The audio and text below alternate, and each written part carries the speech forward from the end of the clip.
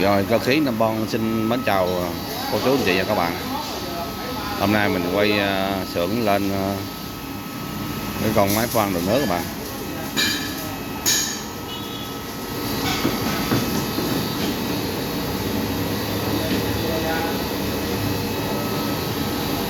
Xưởng lên cái con máy khoan đường nước.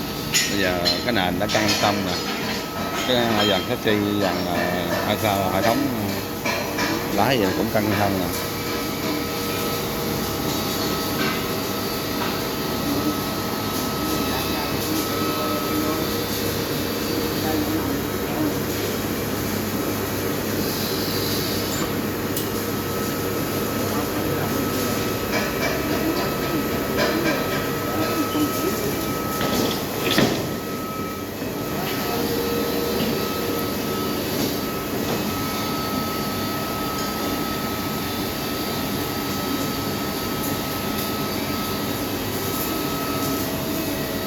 Nhông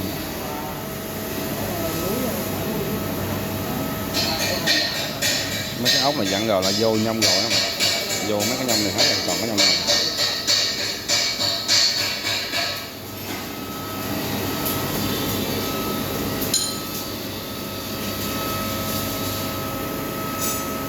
anh đi thở lại em đó thôi.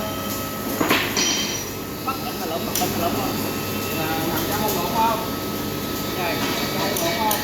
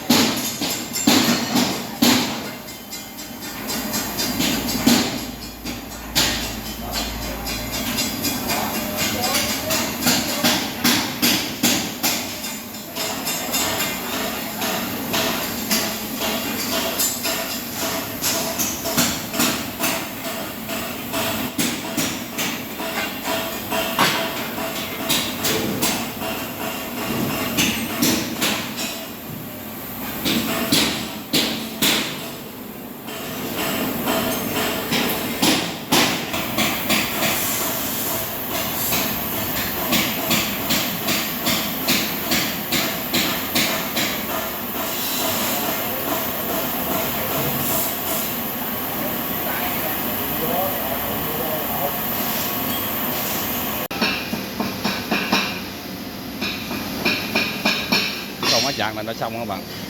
Con máy chạc này khách đặt không có đầu máy nha. Cái sườn nữa sơn nữa là xong đó.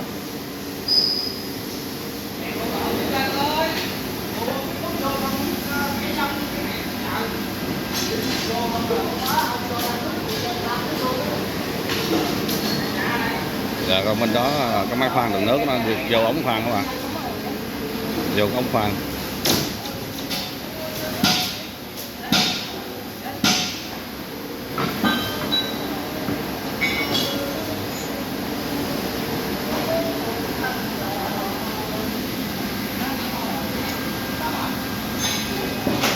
Gắn cái limo vô đó, nó thử luôn á, cho con trâu là sơn là dao đó mà. Con máy này không có đầu máy nha, chỉ là vậy là rồi đó.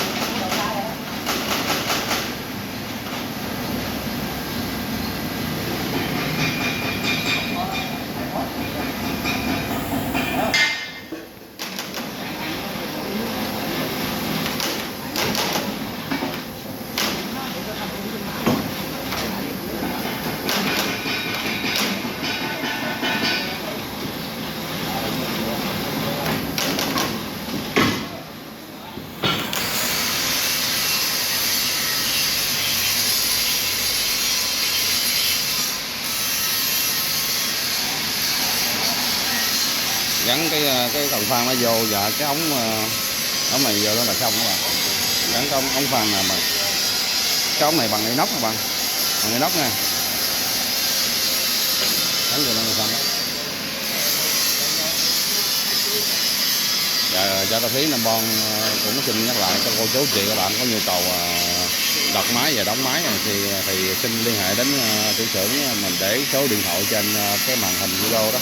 Lúc mà các bạn xem gặp số điện thoại đó thì gọi vô trực tiếp để có hỏi về chi tiết về giá cả và sản phẩm gì bên người. Rồi vậy mình kết thúc video đây. Hẹn lại video sau. Bye bye.